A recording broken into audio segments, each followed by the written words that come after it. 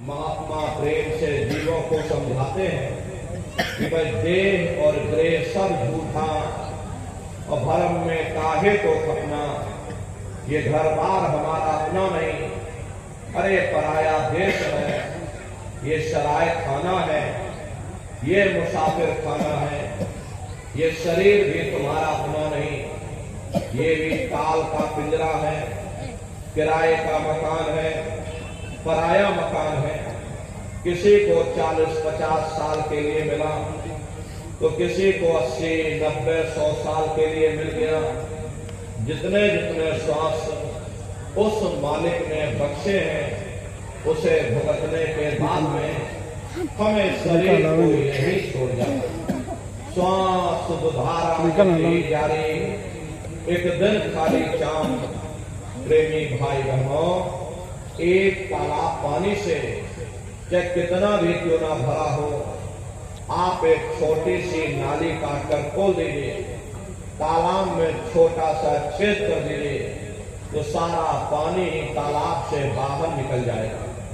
ठीक उसी प्रकार से तुम्हारा ये शरीर भी श्वासों का भंडार है और जब तक श्वासों का भंडार जारी है हम दुनिया के काम काज में फंसे हुए, दुनिया के कारोबार में हम आप उलझे हुए, लेकिन जिस वक्त ये श्वासों का भंडार खाली होगा, अरे टेलीफोन खड़क जाएंगे, तार पहुंच जाएंगे, संदेश पहुंच जाएंगे, सब रिश्ते नातेदार, सब कुटुंब परिवार वाले, सब अड़ोस पड़ोस वाले मिनटों सेकंडों में इकट्ठा हो जाएंगे।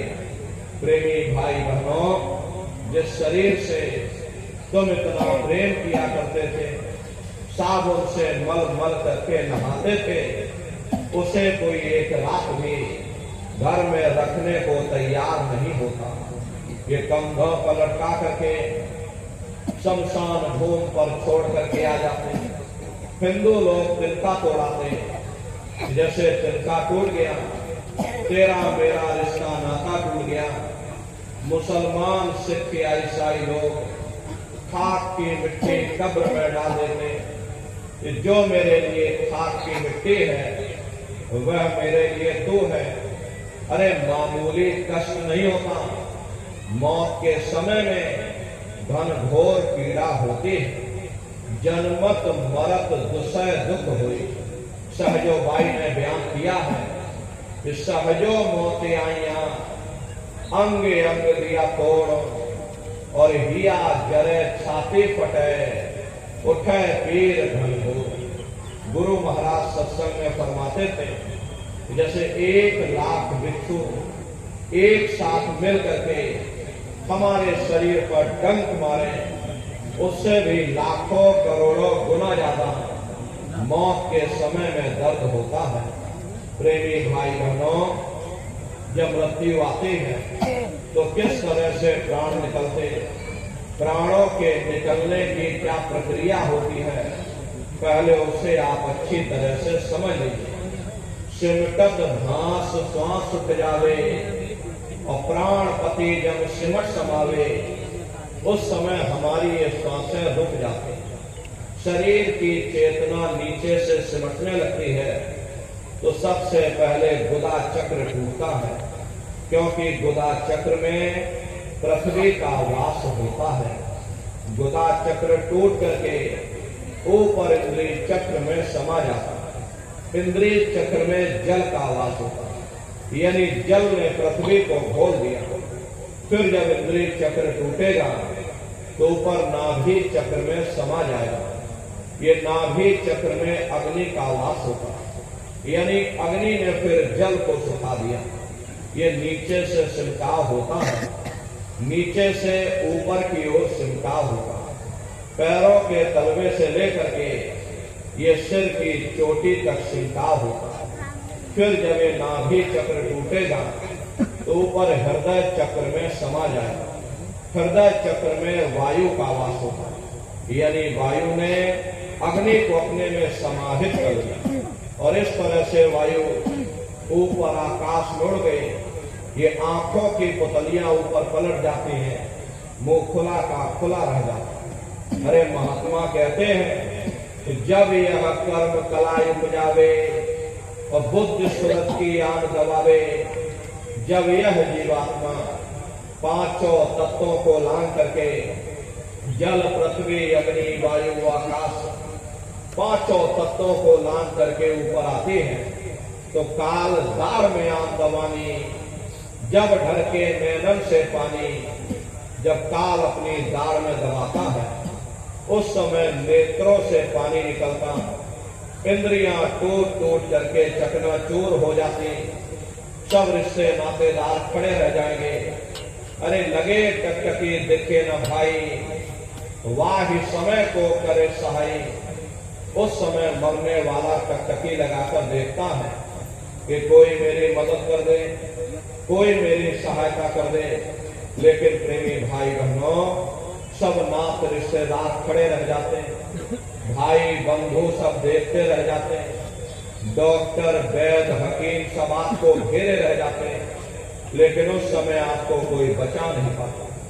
जम के दूत घेर चौफेरा और निश्चय प्राण छोड़ के देना। यमदूत आते हैं, प्राणों की डोरी को तोड़ देते हैं और जीवात्मा को खींच करके इस शरीर से बाहर कर दिया जाता है। और जैसे ही जीवात्मा शरीर से अलग हुई, ये शरीर हमारा मिट्टी हो जाता है। अरे इस मिट्टी को ले जाकर के तुम शमशान भूमि पर जला करके राख कर दे। हाड़ जले जैसे लाकड़ी, केस जले जैसे घास, और कंचन जैसी ये काया ढह गई और कोई ना आवे पास। ये कहानी हमारी आपकी यही समाप्त हो गई। ये जात बिरादरी के रगड़े झगड़े, ये नाम, ये रुतबा, ये शानो शौकत, ये पद और प्रतिष्ठा, ये प्रधानी और ये कलेक्टरी, ये सब तुम्हारी यही समाप्त हो गई। लेकिन उधर देखो क्या होगा, तुम्हारी जीवात्मा को ले जाकर के ऊपर धर्मराज की कचहरी में पेश कर दिया जाता है। वहां पलक झपकते ही तुम्हारे अच्छे और बुरे कर्मों का हिसाब किताब हो जाता है। अरे धर्मराज तुमको सजा सुना देते, ले जाओ इनको फलाने नर्क में डाल दो, क्योंकि मैंने इनको मौका दिया था। जब ये माँ के घर में उल्टे लटके हुए थे, सिर इनका जब नीचे था और पैर जब इनके ऊपर थे, माँ के घर में जब ये उल्टे लटके हुए थे, जठराग्नि में जब ये तप रहे थे, उस समय उन्होंने मुझसे प्रार्थना की थी कि हे मालिक, अब प्रभु कृपा करो वे भांति और सब तज भजन करे दिन राति। कि हे परमात्मा, इस बार हमको मौका दे दो, इस बार हमको ये मनुष्य शरीर दे दो, हम भजन करेंगे, भक्ति करेंगे, हम अपनी जीवात्मा का कल्याण करेंगे। तो मैंने इनकी प्रार्थना को स्वीकार कर लिया और इनको मैंने सुंदर सा ये मनुष्य शरीर दे दिया और कह करके मैंने भेजा था कि भाई ये मनुष्य शरीर ये किराए का मकान है, ये तुम्हारा अपना नहीं है। अगर ये तुम्हारा अपना होता तो हमेशा तुम्हारे पास रहता। ये तुम्हारा अपना नहीं, ये मैंने तुमको कुछ समय के लिए किराए का ये मकान दिया है। हाँ, तुम अपनी जीवात्मा को मेरे किराए के मकान में बैठा करके मालिक की भक्ति करके समय रहते अपनी जीवात्मा को जगा लेना, अपनी जीवात्मा का कल्याण करा लेना।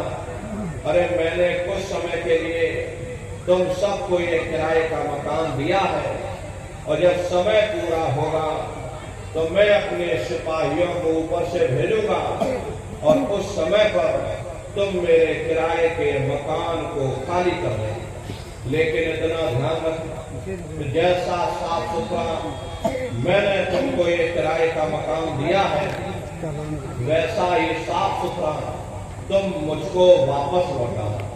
लेकिन इस किराए के मकान में बैठ करके इन्होंने बुरे खोटे पाप कर्म कर डाले। मेरे किराए के मकान को इन्होंने अपने कर्मों से गंदा कर दिया, इसलिए कर्मों की सजा इनको मिलेगी। ले जाओ इनको फलाने नर्क में डाल दो। अरे महात्मा कभी झूठ नहीं बोलते, महात्माओं ने जब साधना किया, साधना करके जब ऊपर गए और ऊपर जा करके जब उन्होंने नरकों का हाल देखा, तो हमारी आपकी जानकारी के लिए उन्होंने धर्म ग्रंथों में लिख दिया कि लोह के खम्भ तपत के माही, और जहां जीव को ले चुकाए वहां बड़े बड़े लोहे के खंभे अग्नि से धधक धधक कर लाल हो गए। ऐसे खोटे जीवों को उन्हीं तपते हुए खंभों के ऊपर लेटा दिया जाता है। अरे जीव हाय हाय करके चिल्लाता है, तड़प तड़प जीव जुगत बुखारी, और तपत खम्भ दुखे बजे भारी। असहनी वेदना होती, असहनी दुख और दर्द होता, जीव वहां रोता और चिल्लाता रहता। लाखों लाख योजन मील तक तुम्हारे रोने चीखने चिल्लाने की आवाज उन नरकों से होकर के गुजरती है, लेकिन प्रेमी भाई बहनों, वहां कोई तुम्हारी पुकार सुनने वाला नहीं, कोई तुम्हारी दर्द भरी आवाज को सुनने वाला नहीं। ये दुर्दशा क्यों हो गई? क्योंकि हम लोग मनमुखी हो गए, मन के कहे पर चलने लगे, मन के कहे पर चल करके बुरे खोटे पाप कर्म करने लगे। कर्मों का ये जकीरा अंबार के अंबार हमने अपने सिर पर लाद लिए, आज उन्हीं कर्मों का हम आप भोग पा रहे। अरे महात्मा कहते हैं, नर के अनेक और हैं, कहाँ लगे कहो बखान, दुख भुगते यह जीव जो जाने जो भोग समा। कहते वह एक नरक नहीं, ऐसे वहां पर अनेकों अनेक नरक बने हुए, अलग अलग खोटे पाप कर्मों के वहां पर अलग अलग नरक बने हुए। गरुड़ पुराण में 36 प्रकार के नरकों का वर्णन किया गया। कुंभी नरक निदाने है, पड़े जीव जग जाए, सिर समेत डूबा रहे, और सदा नरक के माही। कुंभी कहते घड़े के आकार का बड़ा विशाल नरक वहां बना, दुनिया भर का मवाद उसमें भरा, बड़ी भारी बदबू उसमें से आती, जीवों को ले जाकर उसी में डाल दिया जाता। कुंभी नरक कल्पलो वासा, मुख में नरक नाक में श्वास।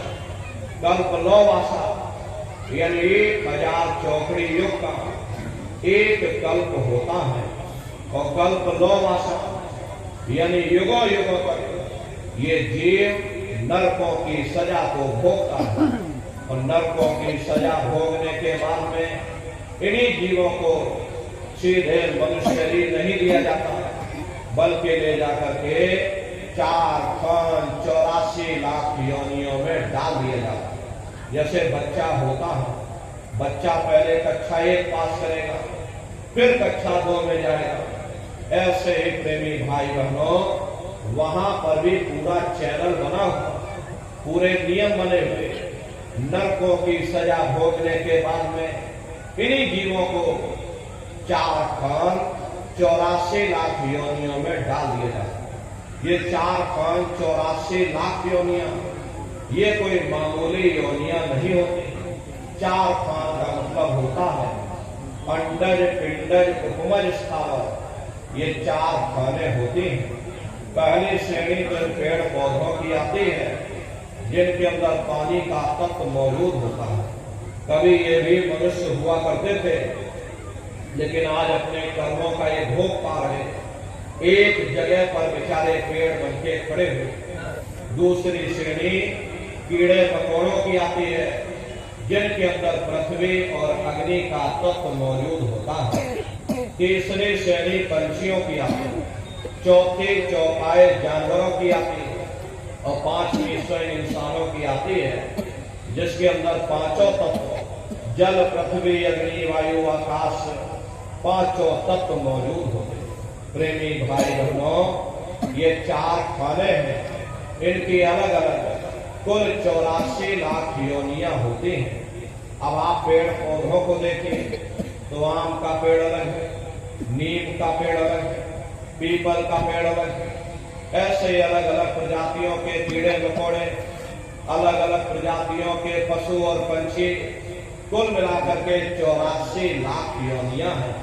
हम दुनिया के जीव नरकों की सजा भोगने के बाद में इन्हीं 84 लाख योनियों में डाल दिए जाते हैं। अरे मामूली कष्ट नहीं होता। हमको आपको देखो गर्मी लग गई तो हम लोग छाया में आ गए, सर्दी लग गई कंबल रजाई उड़ गया, भूख लग गई भोजन कर लिया, बीमार हो गए अस्पतालों में चले गए, अपना अपना इलाज करवा लिया।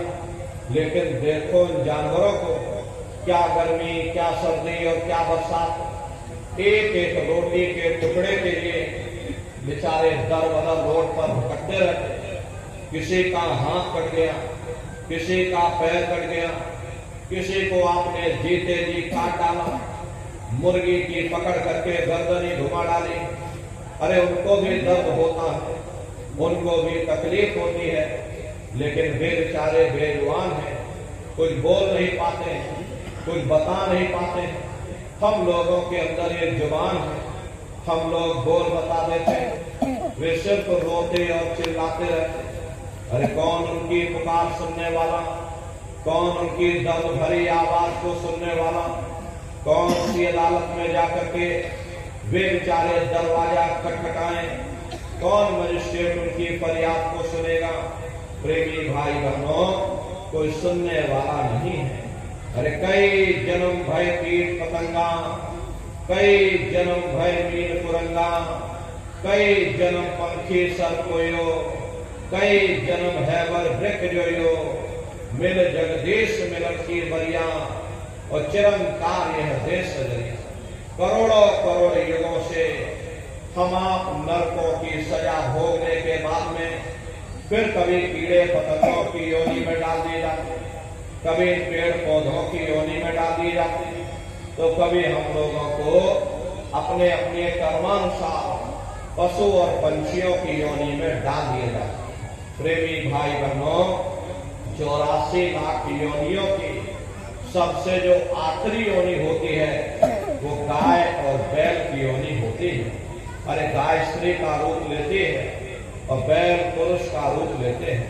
ये 84 लाख योनियों की सबसे आखिरी योनि यानी कि अंतिम पायदान होता है। उसके बाद तब जाकर के हम लोगों को दोबारा फिर से मनुष्य शरीर प्राप्त होगा। इसीलिए कहा गया है कि बड़े भाग्य मानुष तन पाया, कोट जन्म जब भटका, कोटान कोट जन्म जन्मांतरों तक अलग अलग योनियों में भटकने के बाद में तब बड़े सौभाग्य से तुम लोगों को ये मनुष्य शरीर प्राप्त हुआ है। लेकिन बड़े अफसोस की बात है, जैसे किसी को हीरा मिल गया, उसे हीरे की परख नहीं, उसने हीरे को ले जाकर गधे के गले में बांध दिया। ठीक उसी प्रकार से ये मनुष्य शरीर उत्तम से उत्तम है, लेकिन इंसान इसकी कद्र नहीं करता। खाने पीने अश्व श्रम में मोह ममता में अपने कीमती समय को और श्वासों की पूंजी को बर्बाद कर दिया। रात गवायो सोए के, दिवस गवायो खाए, हीरा जन्म अमोल था, कौड़ी बदले जाए। भगवान राम ने कहा कि बड़े भाग्य मानुष तन पाया, सुर दुर्लभ सदग्रंथ ही गाया। सुर कहते हैं देवताओं को, बड़े से बड़े देवी और देवता भी इस मनुष्य शरीर को पाने के लिए तरसते हैं, क्योंकि इसी मनुष्य रूपी मंदिर में बैठ करके हम आप उस परमात्मा की भक्ति कर सकते। इसीलिए इस पंच भौतिक शरीर को सच्चा हरि मंदिर कहकर याद किया कि हरि मंदिर यह शरीर है और ज्ञान रतन प्रकट हुए, ये असली हरि मंदिर है। जब भी वो परमात्मा मिलेगा इसे हरि मंदिर के अंदर मिलेगा। इसी पंच भौतिक शरीर को ईसा मसीह साहब ने टेम्पल ऑफ लिविंग गॉड यानी जिंदा ईश्वर का मंदिर कहा। इसी पंच भौतिक शरीर को गुरु नानक साहब ने नर नारायणी देह कहकर याद किया। ये वो देह है जिसमें नारायण स्वयं विराजमान है। अरे वो नारायण जब भी मिलेंगे तुम्हें तुम्हारे अंदर मिलेंगे। यही कबीर साहब ने कहा है ज्यों तिल माही तेल है, ज्यों चकमक में आग, तेरा साईं तुझ में और जाग सके तो जाग। जैसे तिल में तेल होता है, पत्थर में अग्नि होती है, ठीक उसी तरह से वो मालिक हर एक के घट घट में, हर एक के वजूद के अंदर बैठा हुआ। प्रेमी भाई बहनों, आप सभी लोग बुद्धिमान हो, पढ़े लिखे लोग हो, अपनी अपनी बुद्धि से जरा विचार करिएगा कि जब उस परमात्मा ने हर इंसान को एक जैसा बनाया, आँख, कान, नाक, मुंह, हाथ, पांव एक जैसे दिए, तो हम आप ये कैसे सोच सकते हैं कि उसने हिंदुओं के लिए अपने मिलने का कोई और रास्ता बनाया होगा, या मुसलमान, सिख या ईसाइयों के लिए अपने मिलने का कोई और रास्ता। अरे प्रेमी भाई बहनों, महात्मा समझाते हैं कि कस्तूरी कुंडल बसे मृग ढूंढे बनमाही, ऐसे घट घट राम है दुनिया देखते। जैसे हिरण कस्तूरी की खुशबू को बाहर जंगलों में ढूंढता हो, हालांकि वो खुशबू उसके नाभि से होकर के आती है, वही हाल हम जीवों का है। हम दुनिया के जीव भी उस परमात्मा की खोज बाहर इस जड़ संसार में कर रहे, लेकिन महात्मा कह रहे कि भाई मोको कहां ढूंढे रे बंदे, अरे मैं तो तेरे पास में, और ना तीरथ में ना मूरत में, मैं तो हूं विश्वास में। ना मैं तीरथ में मिलूंगा, ना मैं मूरत में मिलूंगा, ना मैं अन्य किसी कर्मकांड में मिलूंगा, ना मैं ग्रंथों में मिलूंगा, ना मैं पोथियों में मिलूंगा, ना ही मैं किताबों में मिलूंगा। चाहे सारी उम्र बैठ करके तुम किताबें पढ़ते रहो, रात दिन ढोलक मजीरा बजा बजा करके उन चौपाइयों को तुम रटते रहो, अरे मैं जब भी मिलूंगा तो मैं तुम्हारे अंदर मिलूंगा।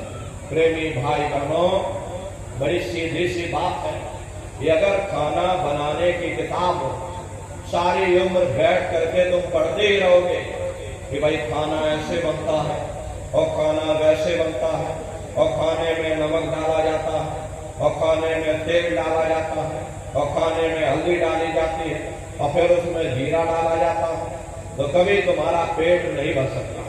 और जब तक आप खाना बनाओगे नहीं, उसे स्वयं खाओगे नहीं, कभी तुम्हारा पेट नहीं भर सकता। हम वेदों की निंदा नहीं करते, हम ग्रंथों की निंदा नहीं करते, हम गीता, कुरान और बाइबल की निंदा नहीं करते।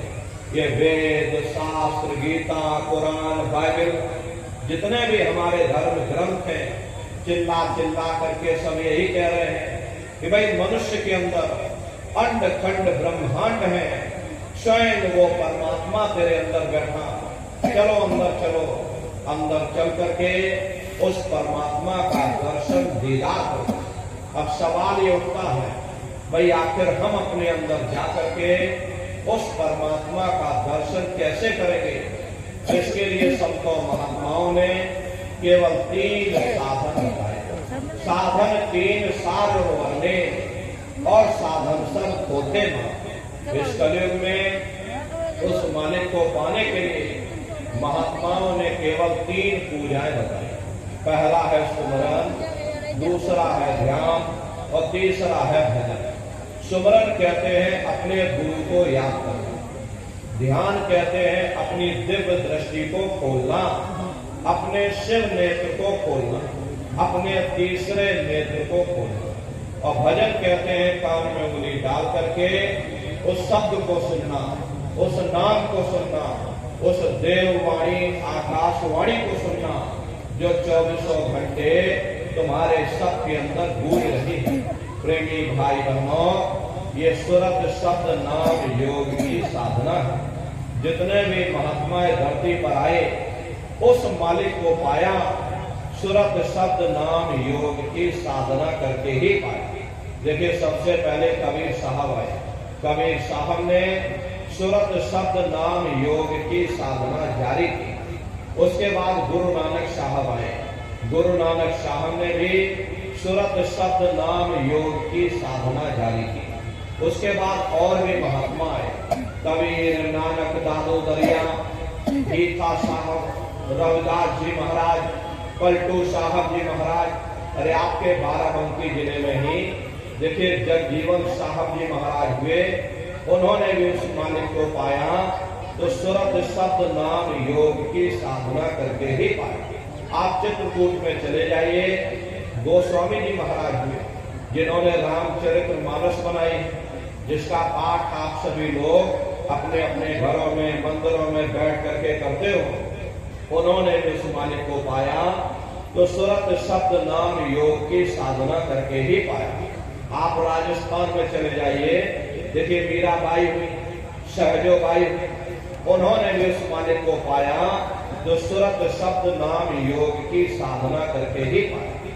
प्रेमी भाई बहनों, ये सुरत शब्द नाम योग की साधना है। इस साधना की 3 क्रियाएं हैं। पहला है सुमरन, दूसरा है ध्यान और तीसरा है भजन। तो कैसे आप लोग सुमरन करोगे, कैसे आप लोग ध्यान करोगे और कैसे आप लोग भजन करोगे? बहुत से नए प्रेमी भाई बहन यहाँ बैठे हुए, तो सुमरन, ध्यान और भजन कैसे कैसे करना है बैठ करके आप लोग अच्छी तरह से समझिएगा और फिर घर पर जा करके करिएगा। तो सबसे पहले सुमरन कैसे किया जाएगा? सुमरन करने के लिए एक माला आप लोग ले लेना। ये देखिए प्रेमी भाई बहनों, 108 दाने की ये माला है। अपने अपने घरों में बैठ करके बाहर से अपनी आंखों को बंद कर लेना और दोनों आंखों के मध्य भाग में अपने ध्यान को रोक करके और दाने दाने पर जय गुरुदेव नाम का उच्चारण करिएगा।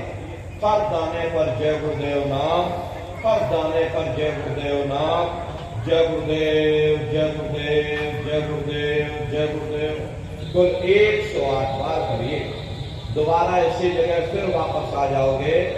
जब आप जय गुरुदेव नाम का उच्चारण करोगे तो दोनों आंखों के मध्य भाग में अपने ध्यान को रोक करके और दाने दाने पर जय गुरुदेव नाम का जाप करिएगा। जिसको आप याद कर रहे हो, एक समय ऐसा आएगा वो अंतर में तुम्हारे सामने प्रकट हो जाएगा।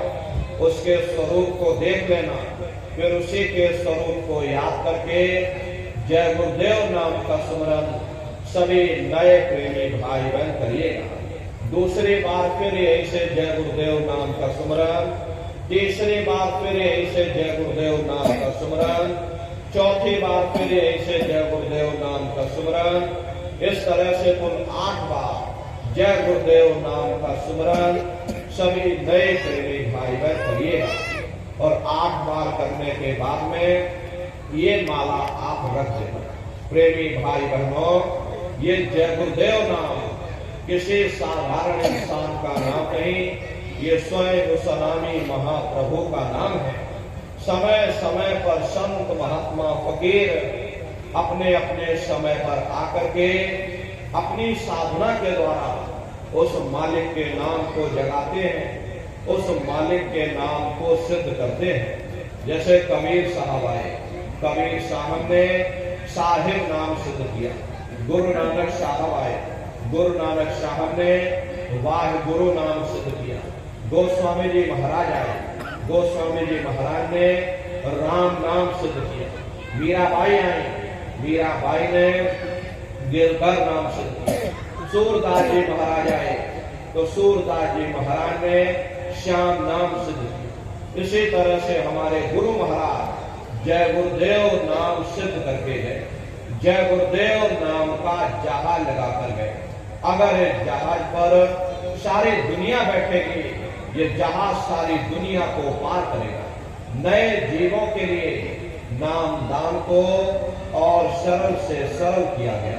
वरना बहुत से पुराने पुराने प्रेमी यहाँ बैठे और अगर उनसे ये पूछा जाए कि भाई जरा नाम रूप स्थान गाजे बाजे बता दो, वो तक भूल जाते हैं। अब इतने पुराने हो करके आज तक नाम रूप स्थान गाजे बाजे याद नहीं कर पाए। इसीलिए नए जीवों के लिए नाम दान को और सरल से सरल किया गया।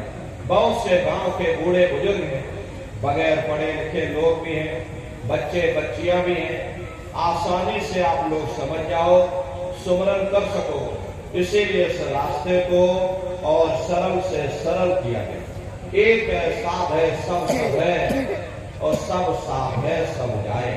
पहले अपने गुरु की उंगली पकड़ लो, क्योंकि गुरु तुम्हारा सच्चा रहबर। गुरु बिन भव निज तरह न कोई। बगैर गुरु के तुम्हारी ये जीवात्मा इस भव सागर से पार नहीं जा सकती। गुरु गोविंद हो खड़े और काके लागू पाई। बलिहारी गुरु आपने जिन गोविंद दियो बताए। महिमा उन्हीं की है जिन्होंने उस गोविंद को लखा दिया। इस संसार में हमारे 3 तरह के गुरु होते हैं। पहले गुरु हमारे माता पिता होते हैं, जो हमें जन्म देते हैं, हमारा पालन पोषण करते हैं, बचपन से हमारे अंदर संस्कार डालते हैं। ये माता पिता हमारे पहले गुरु होते हैं। दूसरे गुरु हमारे शिक्षक होते हैं, जो हमें स्कूलों में, कॉलेजों में हमें जो भौतिक ज्ञान देते हैं, ये हमारे दूसरे गुरु होते।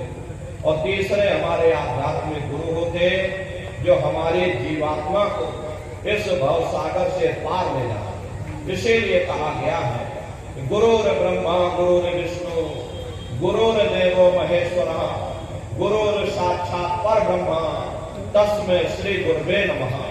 3 लोक 9 खंड में गुरु से बड़ा न कोई, और कर्ता करे न कर सके, और गुरु करे सो हो। इसलिए प्रेमी भाई बहनों, साधना करने से पहले जय गुरुदेव नाम का सुमरन सभी नए प्रेमी भाई बहन करिएगा। और सुमरन करने के बाद में फिर आप लोग ध्यान पर बैठिएगा। दूसरा है ध्यान, और ध्यान कहते हैं दृष्टि को एकाग्र करना, अपनी दिव्य दृष्टि को खोलना, अपने तीसरे नेत्र को खोलना, अपने शिव नेत्र को खोलना। तो कैसे ध्यान करोगे, जरा अच्छी तरह से समझ लीजिए। अपने अपने घरों में पलथी मार करके आप लोग बैठिएगा। शरीर को टाइट मत करना। बहुत से प्रेमी ये गलती कर देते हैं कि ध्यान के समय अपने शरीर को बिल्कुल टाइट कर देंगे। यदि आप अपने शरीर को टाइट कर दोगे तो शरीर तुम्हारा थक जाएगा, फिर शरीर ढीला पड़ जाएगा, फिर जैसे के तैसे हो जाओगे। इसलिए पहले से ही अपने शरीर को बिल्कुल ढीला छोड़ दें। जितना आराम से आप बैठोगे उतना आपको अच्छा रहेगा। प्रेमी भाई बहनों, तो ढीले बदन से आराम से पलथी मार करके अपने अपने घरों में बैठ जाना। बाहर से अपनी आंखों को बंद कर लेना। इन आंखों पर कोई जोर मत देना। बहुत से प्रेमी ये गलती करते हैं कि ध्यान के समय पर अपनी आंखों पर जोर या दबाव डालते हैं। यदि आप अपनी आंखों पर जोर या दबाव डालोगे तो आंखों की पुतलियों में दर्द होगा, फिर आप अपनी बाहरी आंखों को खोल दोगे। इन बाहरी आंखों का यहाँ पर कोई मतलब नहीं। जैसे सोते समय धीरे से आंख को बंद करते हो, ऐसे धीरे से आंख को बंद कर लेना। दोनों आंखों के बीचों बीच में सामने दूर देखिएगा तो सामने आपको अंधेरा दिखाई पड़ेगा। जब आप अपने बाहर की आंख को बंद कर लोगे और अंतर में सामने देखोगे तो सामने आपको अंधेरा दिखाई देगा। बस उसी अंधेरे में एक जगह पर आप अपनी दृष्टि को रोकिएगा। होशियारी यही रहे कि आंखों की पुतलियां हिलने न पाए। शुरुआती समय में ये आंखों की पुतलियां अंदर अंदर हिलेगी, लेकिन जब आप रोज रोज अभ्यास करोगे, करत करत अभ्यास से जड़ मत होत सुजान, जब रोज रोज अभ्यास करोगे तो आंखों की पुतलियां हिलना बंद हो जाएंगी। तो दूर सामने अंधेरे में एक जगह पर आप अपनी दृष्टि को रोकिएगा या उस अंधेरे को बराबर देखते रहना। दृष्टि अपने आप अंधेरे में रुक जाएगी। उस समय किसी के बारे में सोचना नहीं, किसी के बारे में विचार मत करिएगा। शरीर को बिल्कुल हिलाना डुलाना नहीं। शून्य हो करके, शांत चित्त हो करके बस सामने उस अंधेरे को लगातार देखते रहना। जितना देर आपसे बन सके आप उस अंधेरे को लगातार देखते रहिएगा। देखते देखते देखते देखते एक समय ऐसा आएगा कि आपकी दृष्टि उस अंधेरे में रुक जाएगी।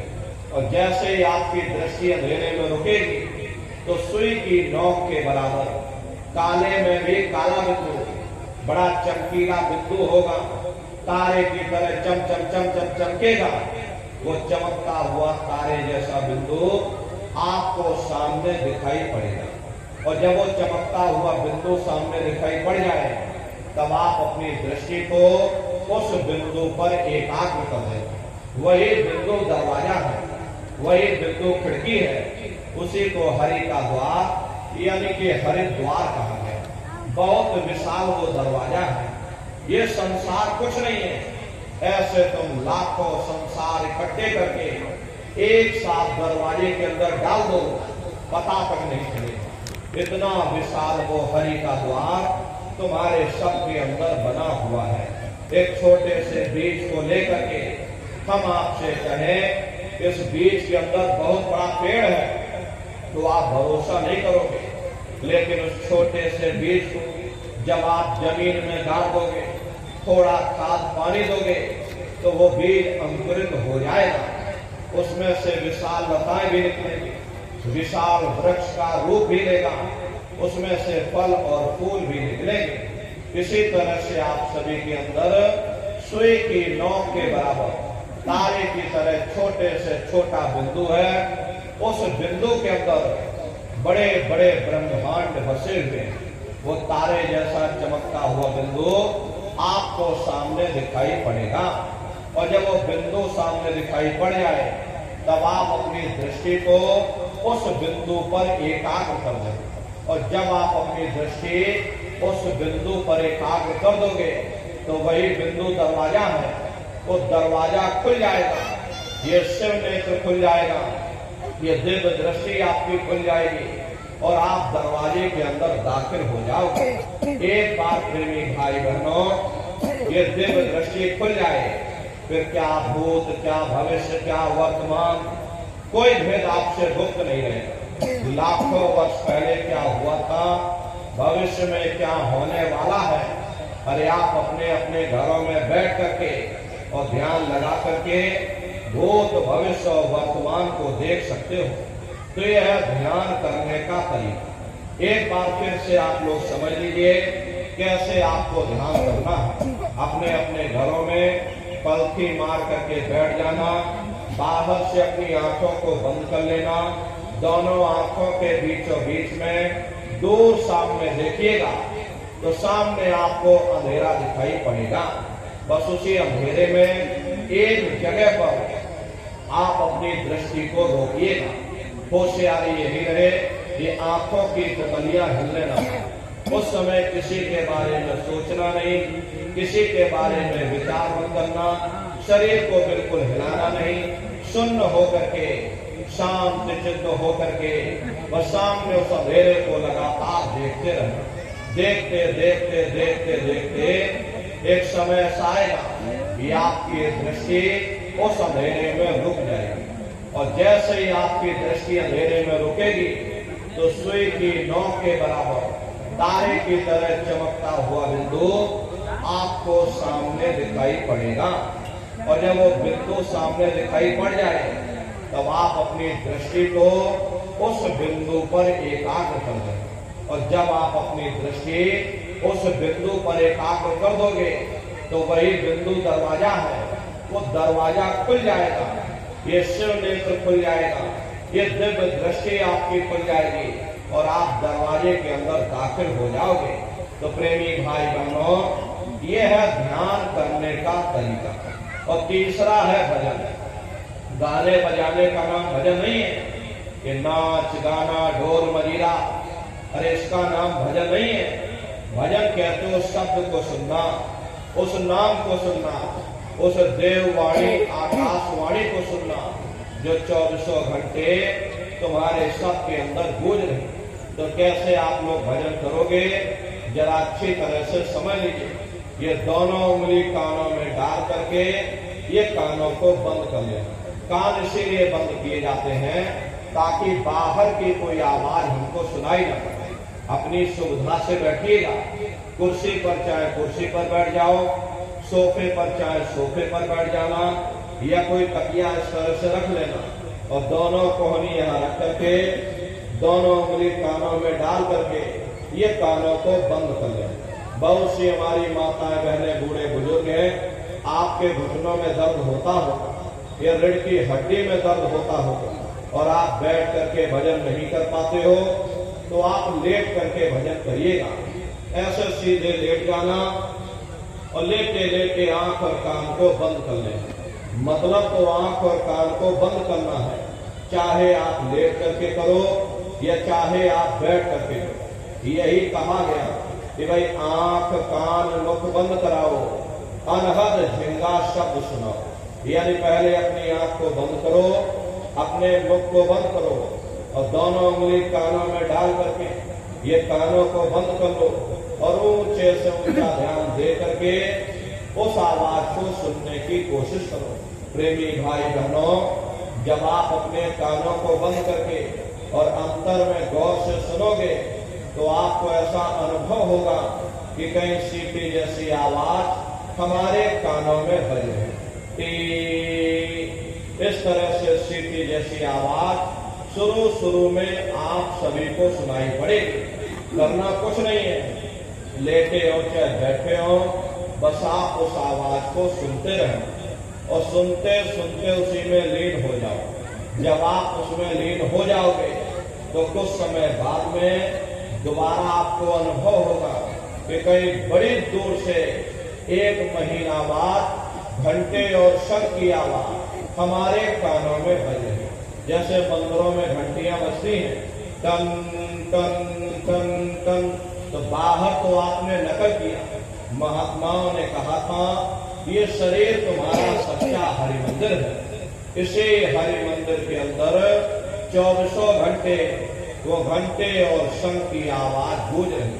उसी घंटे शंख की आवाज को महात्माओं ने शब्द कहा। अरे आपके धर्म पुस्तकों में लिखा है कि पोथी पढ़ जग मुआ, पंडित भया न कोई, ढाई अक्षर प्रेम का और पढ़े सो पंडित हुई। दुनिया वाले कहते हैं कि ढाई अक्षर का मतलब प्रेम है। अरे प्रेम नहीं है, प्रेम में तो मात्रा लगी हुई। यहाँ पर जिस ढाई अक्षर का वर्णन उन महात्माओं ने किया है वो है शब्द सा आदा बा और गा। उसी शब्द को महात्माओं ने नाम कहा। कल युग जोग न यज्ञ न ज्ञाना, एक आधार नाम गुण गाना। कलयुग में न योग है, न यज्ञ है, न ये ज्ञान है, तो कलयुग में क्या है? कलयुग केवल नाम आधार, सुमिर सुमिर नर उतर ही पार। कलयुग में केवल नाम का आधार है। यही मीराबाई ने कहा कि पायो जी मैंने नाम रतन धन पायो, वस्तु अमोलक दी मेरे सतगुरु, कृपा कर अपनायो, पायो जी मैंने नाम रतन धन पायो। उसी घंटे शंख की आवाज को महात्माओं ने शब्द या नाम कहा। उसी घंटे शंख की आवाज को ईसा मसीह साहब ने वर्ड या लागस कहकर याद किया। उसी घंटे शंख की आवाज को गुरु नानक साहब ने अनहद वाणी कहकर याद किया। चीन में जो महात्मा हुए उन्होंने इसको ताओ कहकर याद किया।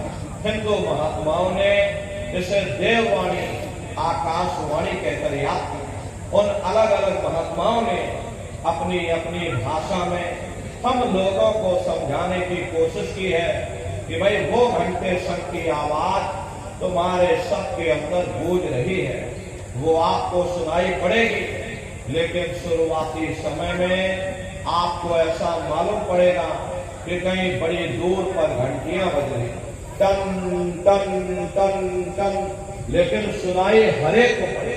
प्रेमी भाई बहनों, जब घंटे और शंख की आवाज आपको अपने अंदर सुनाई पड़ने लग जाए तब आप सीटी की आवाज को छोड़ देना और घंटे शंख की आवाज को पकड़ लेना, उसको आप सुनने लग जाना। जब आप उसको सुनने लग जाओगे तो वो आवाज धीरे धीरे बढ़ना शुरू हो और बढ़ते बढ़ते इस कदर बढ़ेगी कि आपके रोम रोम में घंटे और शंख की आवाज गूंजने लग जाएगी। बड़ी घनघोर आवाज होती है, बड़ी मधुर वो आवाज होती है कि दुनिया भर के गाने जो आप लोग बाहर सुनते हो, उस संगीत के सामने ये दुनिया के संगीत कुछ नहीं। जब आप उस संगीत को सुनोगे, इतना भारी आनंद आपके ऊपर छा जाएगा, इतनी खुशी आपको होगी, ऐसा नशा आपके ऊपर चढ़ जाएगा कि आप सारी दुनिया को भूल जाओगे। शंकर भगवान को वही नशा चढ़ा था। शंकर भगवान कोई गांजा भांग नहीं पीते थे, ये तो हमने आपने शंकर भगवान को भी गांजा भांग गजेड़ी भगेड़ी बना। प्रेमी भाई बहनों, शंकर भगवान ने कभी गांजा भांग नहीं पिया। शंकर भगवान जिस नशे में लीन रहते थे, वो नाम का नशा था, वो ध्यान का नशा था, वो भक्ति का नशा था। जब आप उस आवाज को सुनोगे तो आपको भी वो नशा चढ़ जाएगा, क्योंकि उस आवाज में चुंबक है। जब आप उस आवाज को सुनोगे तो वो आवाज आपको अपनी ओर खींचेगी, और जब खिंचाव होगा तो जीवात्मा का फैला हुआ प्रकाश 9 दरवाजों से सिमटने लगेगा। अब ये 9 दरवाजे कौन कौन से हैं? देखो प्रेमी भाई बहनों, अच्छी तरह से आप लोग समझिएगा, ये बहुत बड़ा विज्ञान है। दुनिया का विज्ञान जब समाप्त हो जाएगा तो ये विज्ञान प्रारंभ होगा। यही सच्चा सनातन विज्ञान है जो ऋषियों मुनियों ने समझाया, जिसको ये संसार भूल गया और बाहरी पाखंड में और कर्म कांडों में उलझ गया। तो आज सच्चे सनातन विज्ञान को समझने की जरूरत है। तो ये 9 दरवाजे कौन कौन से हैं? 2 आंख, 2 कान, 2 नाक के सुराख, 1 मुंह, 2 मलमूत्र का रास्ता, ये शरीर के 9 दरवाजे हैं। सबसे पहला दरवाजा गुदा चक्र आता है। गुदा चक्र में गणेश जी वास करते हैं। गणेश जी वहां के मालिक हैं। ये 4 दल का कवल है। यहाँ पर पृथ्वी तत्व पाया जाता है। उसके ऊपर इंद्रिय चक्र आता है। इंद्रिय चक्र में ब्रह्मा जी वास करते हैं। ब्रह्मा जी वहां के मालिक हैं। ये 6 दल का कवल है। यहाँ पर जल तत्व पाया जाता है। उसके ऊपर ये नाभि चक्र आता है। नाभि चक्र में विष्णु जी वास करते हैं। विष्णु जी यहाँ के मालिक हैं। ये 8 दल का कवल है। यहाँ पर अग्नि तत्व पाया जाता है। उसके ऊपर ये हृदय चक्र आता है। हृदय चक्र में शिव जी वास करते हैं। शिव जी यहाँ के मालिक हैं। ये 12 दल का कवल है। यहाँ पर वायु तत्व पाया जाता है। अरे वास्तव में ऊपरी मंडलों में, ऊपरी लोकों में वास करते हैं, लेकिन उनका प्रकाश, उनकी किरणें इन चक्रों पर पड़ती है। उसी के ऊपर एक कंठ चक्र आता है। यहाँ पर आद्या महाशक्ति की किरणें पड़ती हैं। ये 16 दल का कवल है। और आप सबसे ऊपर, तुम्हारी जीवात्मा सबसे ऊपर दोनों आंखों के मध्य भाग में बैठी है, जहां पर ये देवियां बिंदी लगाती हैं और पुरुष जहां पर ये टीका लगाते हैं। ये बिंदी और टीका यहाँ पर हम लोग इसीलिए लगाते हैं क्योंकि यहीं पर हमारी जीवात्मा बैठी है, उसका श्रृंगार किया जाता है। ये 10वां द्वार है जहां पर तुम्हारी ये जीवात्मा बैठी है, इसी को 10वां द्वार कहते हैं। अरे आप लोग रोज चौपाई गाते हो कि मंगल भवन या मंगल हारी, द्रव सुदशरथी अजर बिहारी। इसका अर्थ जरा समझने की कोशिश करो प्रेमी भाई बहनों। ये शरीर तुम्हारा मंगल भवन है, तुम्हें अमंगलों से बचाने वाला, तुम्हें नरकों 84 से बचाने वाला ये पंच भौतिक शरीर ही तुम्हारा मंगल भवन है। इस मंगल भवन के 10 दरवाजे हैं और 10वें दरवाजे पर ये अजर बिहारी यानी कि तुम्हारी जीवात्मा बैठी है और यहीं पर बैठ करके जीवात्मा अपने प्रकाश को 9 दरवाजों में फैलाती है, जिससे तुम्हारा ये शरीर चलता है, तुम्हारे हाथ चलते हैं, तुम्हारे ये पैर चलते हैं। जब आप भजन करोगे और जब घंटे शंख की आवाज को सुनोगे तो उस आवाज में चुंबक है, वो आवाज आपको अपनी ओर खींचेगी और जब खिंचाव होगा तो जीवात्मा का फैला हुआ प्रकाश 9 दरवाजों से सिमट करके यही 10वें दरवाजे पर इकट्ठा हो जाएगा। और जैसे ही सारी शक्ति, सारी चेतना सिमट करके यहाँ पर इकट्ठी हुई, तो शब्द क्या काम करेगा? शब्द तुम्हारी जीवात्मा को खींच करके इस शरीर से बाहर कर देगा। फिर आप अपनी आंखों से देखिएगा कि हमारा शरीर यह है, हम ये खड़े। आप अपने शरीर से अलग हो जाओगे।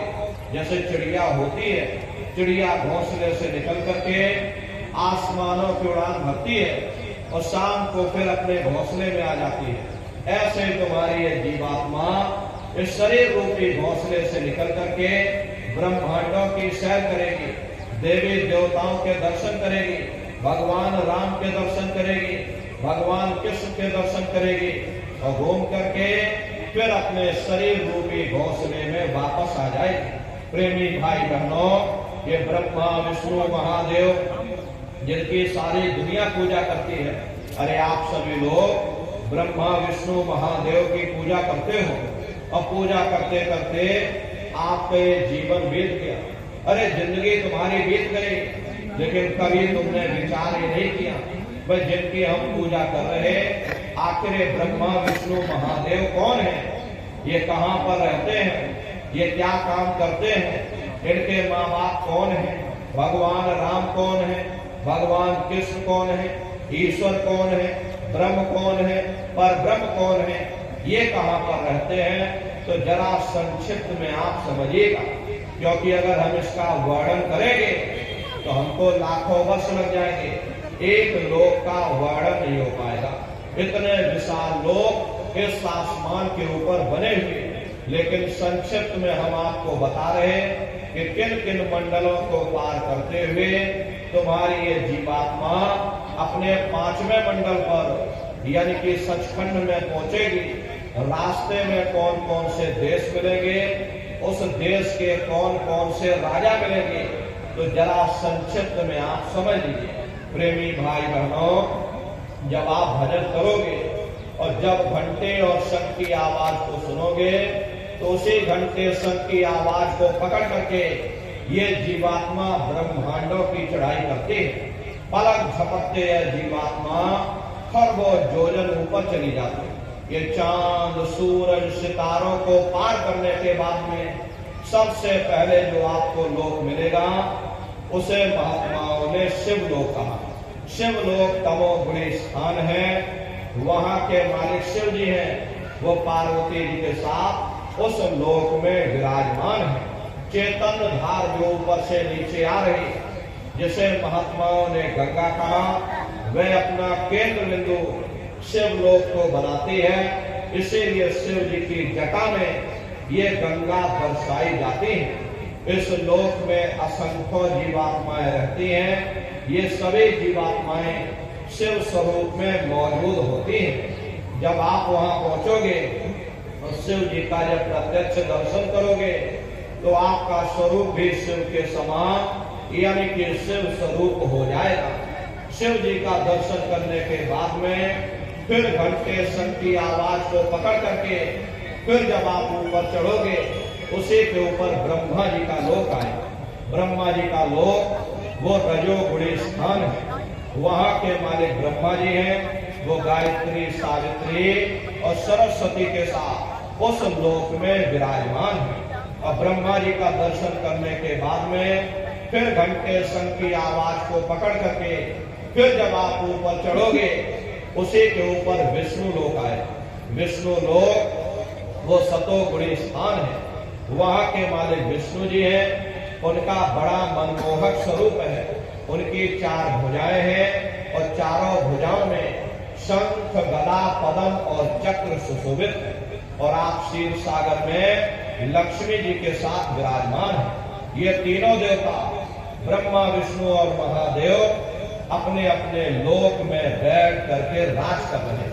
एक रचयिता है जो हम जीवों को रचता है, एक पालनहार है जो हम जीवों को पालता है, एक संहार करता है जो हम जीवों को नष्ट कर देता है। एक का काम है शरीर को बनाना, एक का काम है शरीर की सुरक्षा करना, और एक का काम इस शरीर को नष्ट कर देना। इनकी जो माता है वो आद्या महाशक्ति है। ब्रह्मा विष्णु महादेव लोक के ऊपर वो आद्या महाशक्ति का लोक आता है, उसी को देवी दुर्गा का लोक कहा जाता है। वहां देवी दुर्गा विराजमान है। अरे तुम लोग 9 दुर्गे की पूजा यहाँ करते हो, दुनिया भर का व्रत उपवास रखते। महात्माओं ने कहा था तो सही मायने में तुम्हारी 9 दुर्गे पूजा कब सफल होगी? जब तुम 9 द्वारों से अपने ख्याल को समेट करके रजोगुण तमोगुण सतोगुण यानी ब्रह्मा विष्णु महादेव के लोक को पार करके जब तुम देवी दुर्गा का साक्षात्कार दर्शन कर लोगे, तब सही मायने में 9 दुर्गे तुम्हारी सफल होगी। वहां देवी दुर्गा विराजमान है। देवी दुर्गा का दर्शन करने के बाद में फिर यही जीवात्मा घंटे शंख की आवाज को पकड़ करके फिर जब आप ऊपर चढ़ोगे, उसी के ऊपर सबसे पहला देश आपको मिलेगा, या यूं कह लीजिए पहली राजधानी आपको मिलेगी, जिसे महात्माओं ने सहस दल कवल कहा। वो राजधानी है। जैसे आपके उत्तर प्रदेश की राजधानी लखनऊ है और बाराबंकी आपका जिला है, इसी तरह से प्रेमी भाई बहनों वो सहस दल कवल राजधानी है। और ब्रह्मा विष्णु महादेव के जो लोक हैं उस राजधानी के अंतर्गत आने वाले जिले हैं। और राजधानी का जो मालिक है वो निरंजन भगवान है। ये ब्रह्मा विष्णु महादेव ये निरंजन भगवान के ही पुत्र हैं। और ये आद्या महाशक्ति देवी दुर्गा ये निरंजन भगवान की अर्धांगिनी है। और निरंजन भगवान स्वयं तीनों लोकों के मालिक है। उन्हीं को त्रिलोकीनाथ कहा जाता है। हिंदू उन्हीं को परमात्मा कहते हैं, मुसलमान उन्हीं को खुदा कहते हैं, ईसाई उन्हीं को गॉड कहते हैं। ये जल एक है। जल को चाहे आप पानी कह लो, चाहे वाटर कह लो, चाहे आप नीर कह लो। इसी तरह प्रेमी भाई बहनों वो परमात्मा एक है। हम लोग लफ्जों के झगड़े में उलझे हुए हैं। घंटे और शंख की आवाज जो हर इंसान के अंदर गूंज रही, वो आवाज उन्हीं के मुखार बिंद से हो रही। निरंजन भगवान का जो स्वरूप है वो ज्योतिष स्वरूप है। हजार बातें की अखंड ज्योति वहां पर बराबर जल रही है। परम प्रकाश रूप दिन राते, नहीं कछु चाहिए दिया घृत बातें। अरे हम आप यहाँ पर ज्योत जलाते हैं, इस ज्योति में तेल की जरूरत पड़ती है, बाती की जरूरत पड़ती है। तेल बाती तुम्हारी खत्म हो जाए, ज्योति बुझ जाएगी। लेकिन वो अखंड ज्योति वहां पर ऐसी जल रही जिसमें ना तेल की जरूरत है और ना बाती की जरूरत है। अरे महात्माओं ने लिखा है, उल्टा कुआ गगन में तिसमें जरे चिराग, तिसमें जरे चिराग, बिना रोगन बिन बाती, 6 ऋतु 12 मास, जरत रहे दिन राती। सतगुर मिले जो होए, ताह की नजर में आवे, बिन सतगुर नहीं कोई, वाह को दर्शावे। वो अखंड ज्योति ऐसी है जिससे पूरा ब्रह्मांड प्रकाशवान हो रहा। जितनी भी अवतारी शक्तियां आई, भगवान राम आए, राम को ऊपर से नीचे उद्भवता। प्रेमी भाई बहनों, भगवान राम वहीं से नीचे धरती पर उतारे गए। वो भगवान राम का देश है, वो असली अयोध्या नगरी है, वो कौशलपुर देश है। जब आप लोग साधना करके वहां पहुंचोगे, अरे गोस्वामी जी महाराज जब साधना करके वहां पहुंचे, तभी गोस्वामी जी महाराज ने रामचरितमानस में लिख दिया। देखो प्रेमी भाई बहनों, रामचरितमानस में गोस्वामी जी महाराज ने जो भी लिखा है वो सब अंतर का भेद लिखा। जब उन्होंने साधना किया, साधना करके जब ऊपर गए, ऊपर जाकर के जब उन्होंने अपनी दिव्य दृष्टि से जो कुछ देखा वो रामचरितमानस में लिख दिया। आप लोग ऊपर गए नहीं, आपने कुछ देखा नहीं, इसीलिए आप अर्थों को समझ नहीं पाते हो और अर्थ का अनर्थ कर देते। तो क्या लिखा गोस्वामी जी महाराज ने? देखिए गोस्वामी जी महाराज रामचरितमानस में लिखते हैं कि मुद्यों नैन कृषत में भयो, पुन चितवत कौशलपुर गयो। जब मैंने अपने बाहर की आंख बंद की, मेरी अंतर की आंख खुल गई और मैं क्या देख रहा हूं, मैं कौशलपुर देश में पहुंच गया। मोहि बिलोक राम मुस्काई, मुझे देख करके भगवान राम प्रसन्न हो गए। उन्होंने ऊपर जाने का मुझे रास्ता दे दिया। मैं ऊपर जा करके क्या देख रहा हूं, उधर माज सुनन नजराया, देखे बहु ब्रह्मांड निकाया, अति विचित्रता लोक अनेका, रचना अधिक एक। विचित्र विचित्र भांत के वहां पर लोग बने हुए, एक से बढ़कर एक सुंदर, सोने के वहां पर महल बने जिनकी शोभा अवर्णीय है। प्रेमी भाई बहनों, वो असली अयोध्या नगरी है, वो भगवान राम का असली देश है।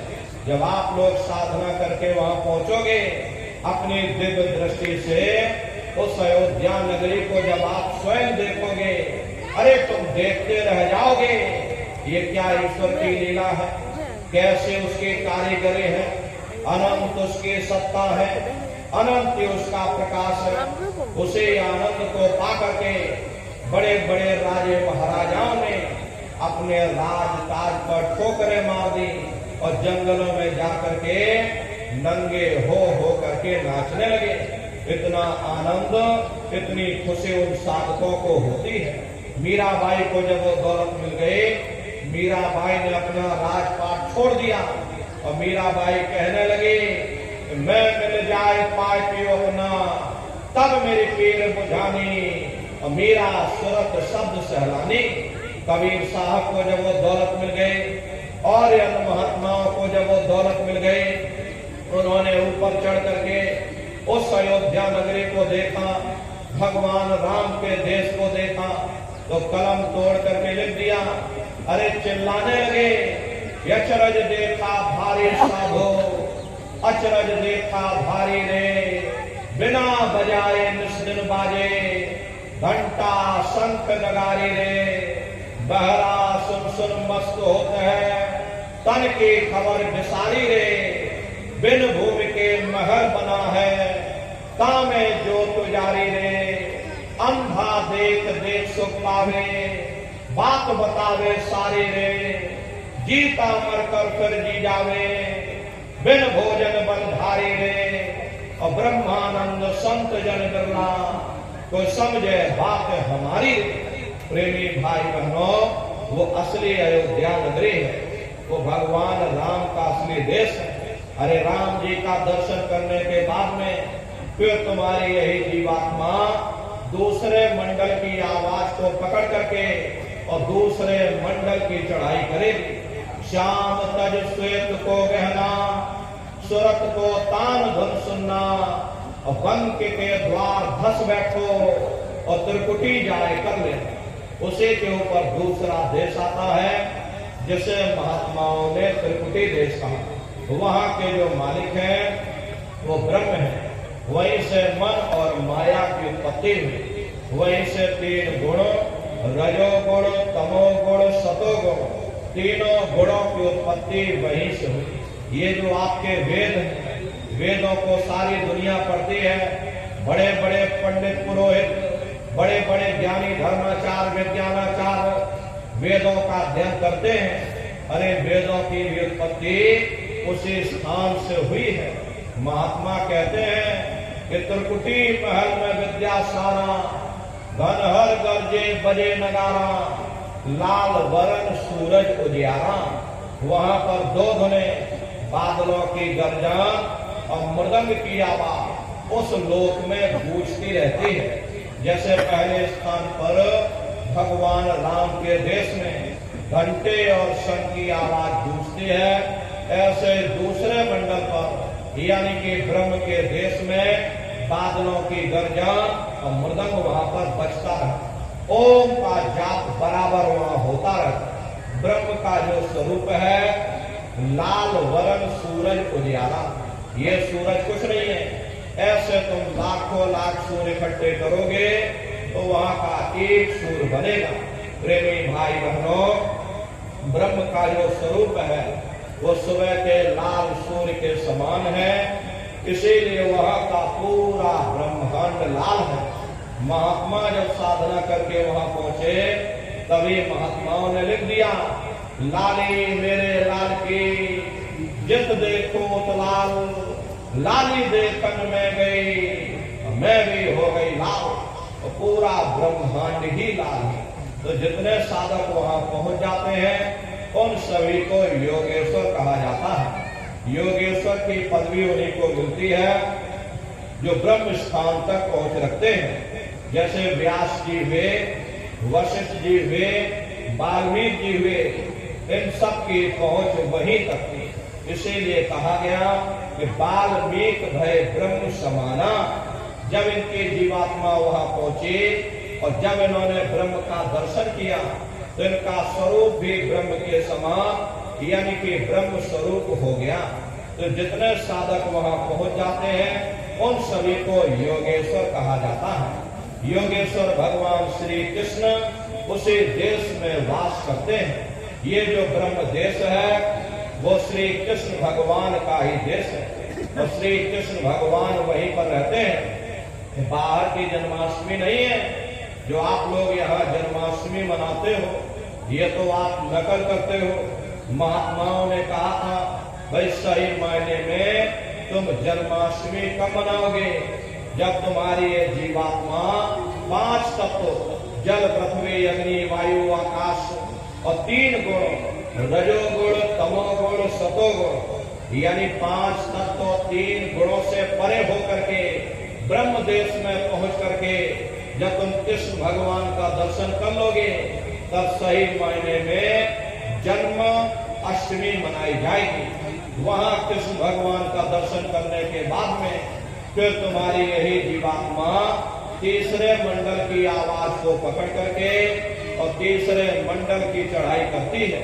आगे पहुंचे सुन झंकार ररंकार धुन सुनी पुकार, आगे श्वेत सुन्न है भाई मान सरोवर बैठना है।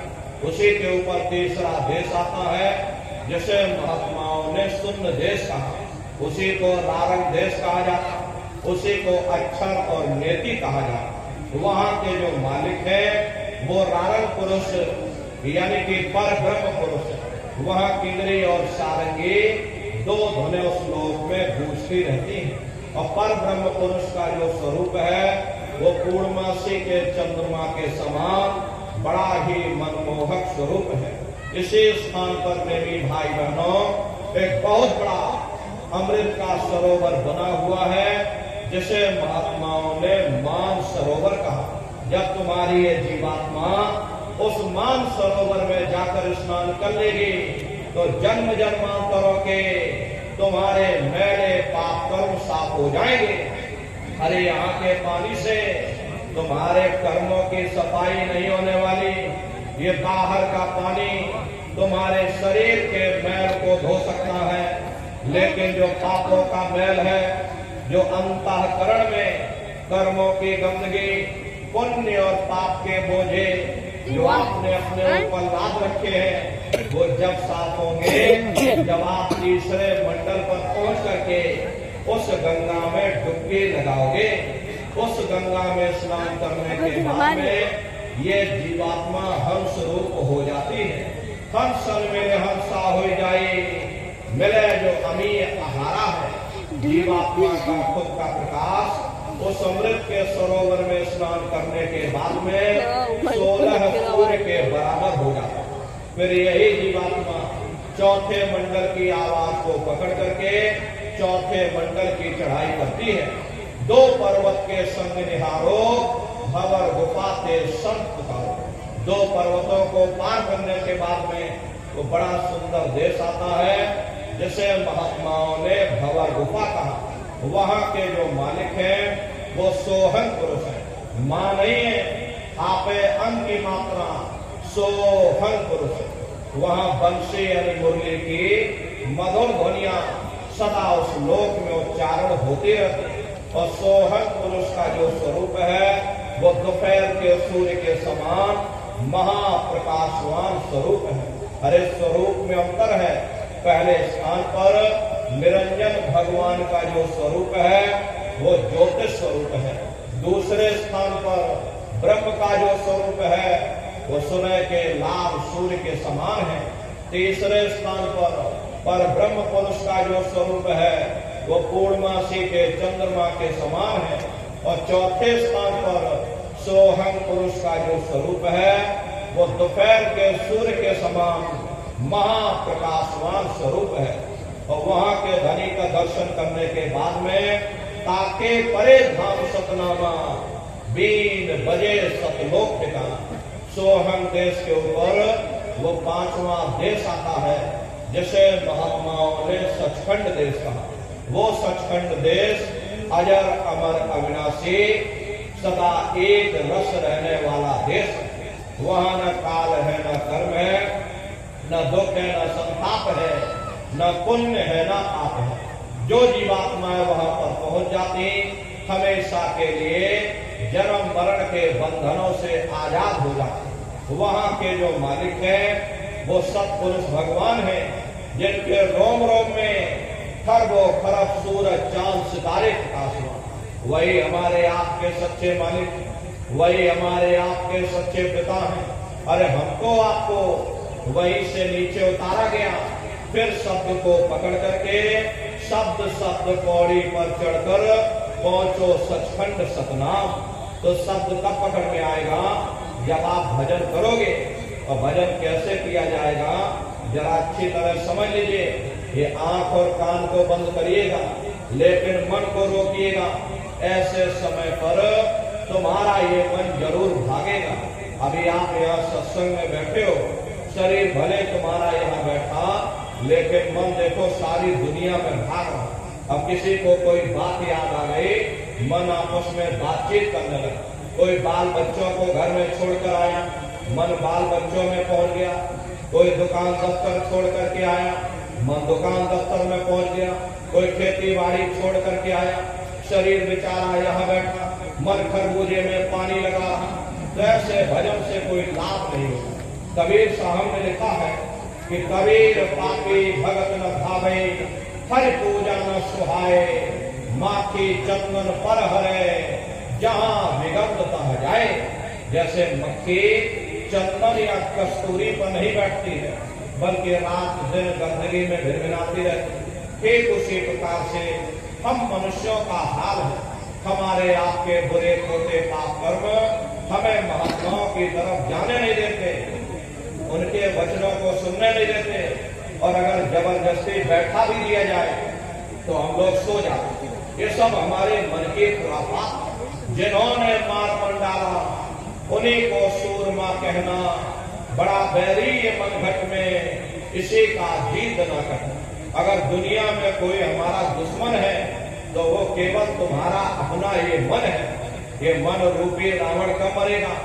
जब 9 द्वारों पर फतेह हासिल करके तुम यहाँ 10वें द्वार पर चढ़ जाओगे तब सही मायने में दशहरा मनाई जाएगी। अरे बाहर की दशहरा नहीं है जो लकड़ी का रावण बना देते हो और फूंक फांक करके घर चले आते, कहते भाई हमने रावण मार दिया। महात्माओं ने कहा भाई सही मायने में तुम दशहरा कब मनाओगे?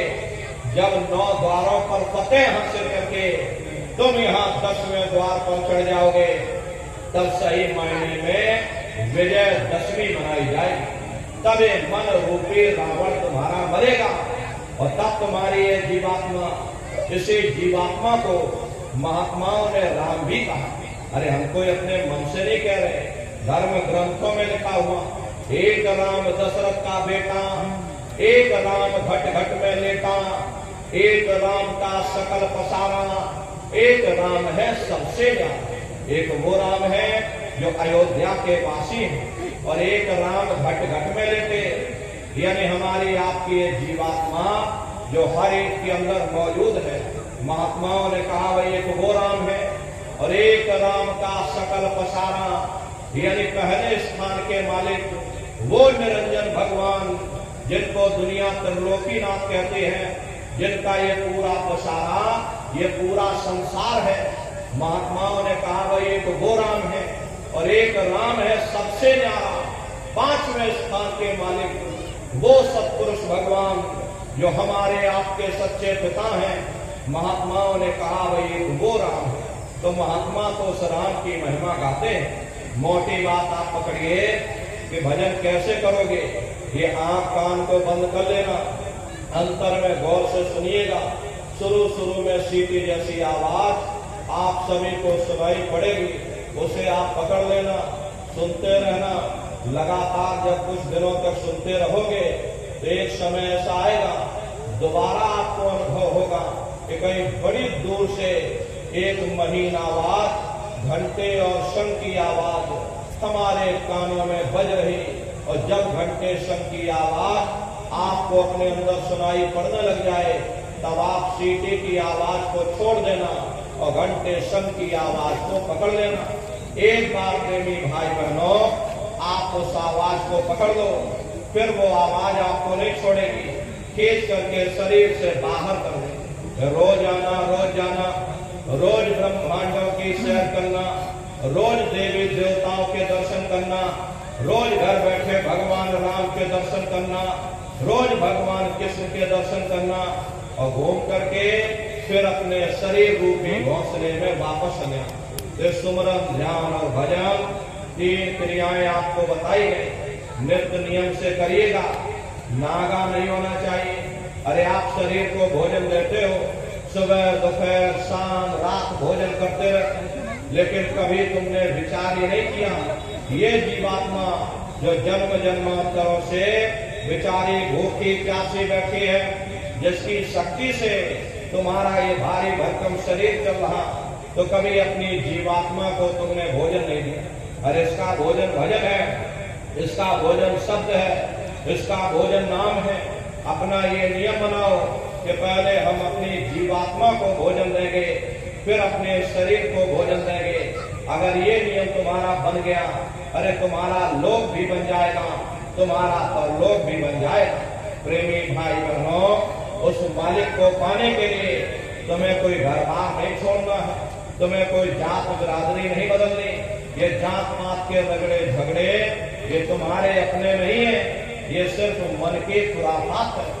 अरे आप अपनी बुद्धि से विचार करिए, जब गुरु नानक साहब नहीं आए थे तब कोई सिख नहीं था, जब मोहम्मद साहब नहीं आए थे तब कोई मुसलमान नहीं था, जब ईसा मसीह साहब नहीं आए थे तब कोई ईसाई नहीं था।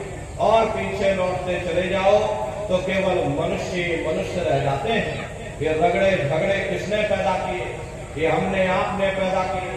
अरे कोई भी महात्मा यहाँ पर आकर के न कोई कौम बनाने आता, न कोई महात्मा यहाँ मजहब चलाने आते हैं, न कोई यहाँ जात बिरादरी को बदलने आते हैं, और न ही आप हमारे हाथों में ये डंडे और तलवारें देने के लिए आते। अरे आपको सच्चा मार्ग, सनातन मार्ग समझाने के लिए इस धराधाम पर शरीर रूप में अवतरित होते हैं। महात्मा कोई जात बिरादरी नहीं देते। अरे महात्मा कोई ऊंच नीच भेदभाव पैदा नहीं करते। अगर महात्माओं ने भेदभाव किया होता तो देखो भगवान राम जंगलों में रहने वाली आदिवासी महिला सबरी का जूठा बेर भगवान राम नहीं खाते। निर्मल मन जन सो मोहितावा, मोह कपट छल छिद्र न भावा। इसीलिए महात्मा कहते हैं भाई जाति पात पूछे नहीं कोई, हरि का भजय सो हरि का हो। लोग यहाँ जात पात बनाते बनाते मर गए, लेकिन नारियों, जब तुम्हारी ये जीवात्मा इस मनुष्य रूपी चोले को छोड़ करके ऊपर जब तुम धर्मराज की कचहरी में पहुंचोगे, वहां न तुमसे ये पूछा जाएगा कि भाई तुम किस जाति के हो, या तुम किस कौम के हो, या तुम किस मजहब के हो। अरे भाई तुम हिंदू हो या मुसलमान हो, तुम हिंदुस्तान से आए हो या तुम सीधे पाकिस्तान से चले आ रहे। अरे वहां तुम्हारे कर्म देखे जाएंगे, भक्ति भाव देखा जाएगा, मालिक से मिलने का प्रेम और प्यार देखा जाएगा। इसीलिए महात्मा कहते हैं कि भाई मालिक को पाने के लिए तुम्हें कोई जात बिरादरी नहीं बदलनी, तुम्हें कोई घर परिवार नहीं छोड़ना, तुम्हें कोई बाल बच्चे नहीं छोड़ने, तुम्हें कोई जंगलों पहाड़ों में नहीं भटकना, तुम्हें कोई काले नीले पीले कपड़े नहीं पहनना, तुम्हें कोई गर्म पानी ठंडे पानी में गोता नहीं लगाना, तुम्हें कोई साधु सन्यासी बाबा नहीं बनना। अरे भाई तुम अपने अपने घर परिवार में रहो, अपने अपने बाल बच्चों के साथ रहो, अपने अपने समाज में रहो, समाज की रीत नीत नियम के अनुसार रहो, मेहनत और ईमानदारी से काम करो और 24 घंटे में से घंटा 2 घंटा समय निकाल करके सुमरन ध्यान और भजन करिएगा। यही दौलत तुम्हारे काम आएगी। बाकी सब रगड़े झगड़े ये सब तुम्हारे यही पड़े रह जाएंगे। सुई की एक नोक भी तुम्हारे साथ में जाने वाली नहीं है। बड़े बड़े राजे महाराजे आए, सारी जिंदगी उन्होंने ये किला बनाते बनाते गुजार दिया। आज उनके किलों को जाकर देखिए, आज खंडहर बने पड़े।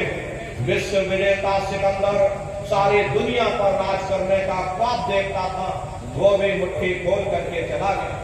अरे कोई क्या साथ लेकर जाएगा? जो चीज तुम्हारे साथ में जाने वाली वो केवल परमात्मा की भक्ति है। इसलिए प्रेमी भाई बहनों, वो दौलत कमा लो जो अंत समय में तुम्हारे काम आवे, वरना ये समय तुम्हारा निकलता जा रहा। ये श्वासों की पूंजी ये दिन प्रतिदिन कम होती जा रही। एक समय ऐसा आएगा बुलबुला तुम्हारा टूट जाएगा, न जाने ये मनुष्य शरीर तुमको मिले न मिले। अरे भटकते रह जाओगे युगों युगों के लिए उन नरकों और 84 में। इसलिए प्रेमी भाई बहनों, अहो भाग्य है आपका, आपको ये मनुष्य शरीर मिल गया, आपको ये मौका मिल गया। इस मौके का लाभ उठाओ, मनुष्य रूपी मंदिर में बैठ करके वो आत्मधन कमा लो, वो खजाना कमा लो, जिससे तुम्हारी जीवात्मा का कल्याण हो जाए। तो सुमरन ध्यान और भजन नित्य नियम से आप लोग करिएगा। और देखो प्रेमी भाई बहनों, हमारी आपसे अंतिम प्रार्थना है कि आप सभी लोग शाकाहारी रहिएगा, क्योंकि हमारे गुरु महाराज ने शाकाहार पर विशेष जोर दिया। गुरु महाराज हमारे कहते थे कि बच्चे बच्चियों, तुम लोग शाकाहारी रहना, शाकाहार का प्रचार करते रहना, इसी से देश और दुनिया में भारी परिवर्तन होगा। प्रेमी भाई बहनों, अरे परिवर्तन कोई कानून बनाने से नहीं होगा, परिवर्तन कोई फांसी देने से नहीं होगा, परिवर्तन कोई आंदोलन तोड़ हड़ताल करने से नहीं होगा। परिवर्तन तब होगा जब लोगों के विचार बदलेंगे, लोगों की भावनाएं बदलेंगी। और विचार जब बदलेंगे जब लोगों का खान पान शुद्ध होगा। देसी कहावत है, जैसा खाए अन्न वैसा होए मन। जब इंसान पशुवती भोजन करेगा तो उसकी बुद्धि स्वतः ही पशुओं जैसी हो जाएगी। फिर जिस शराब के नशे में माँ बहन बेटी की पहचान खत्म हो जाए, उस शराब को पी करके यह कैसे पता चलेगा कि क्या अच्छा और क्या बुरा है। यही कारण है कि आज भर समाज में ये दुनिया भर के अत्याचार और दुनिया भर के व्यभिचार फैले।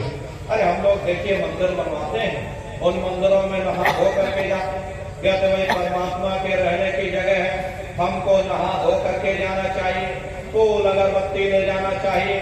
कोई उन मंदिरों में कूड़ा कचरा नहीं डालता। अगर तुम कूड़ा कचरा डालोगे तो आपस में लाठियां चल जाएंगी।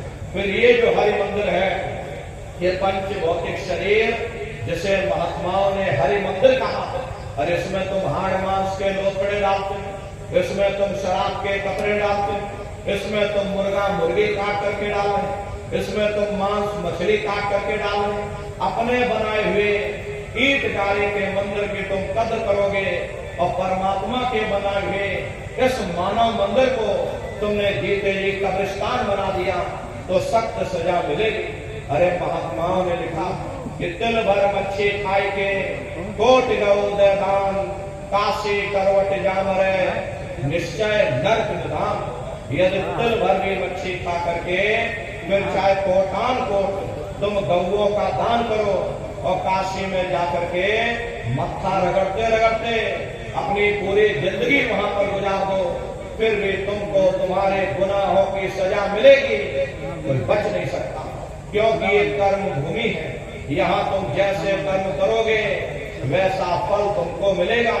देखिए इस कर्म भूमि पर कृष्ण भगवान तक नहीं बच पाए। उस समय बाली को छिप करके बाण मारा, वही बाली कृष्ण अवतार में बहेलिया बन करके आ गया।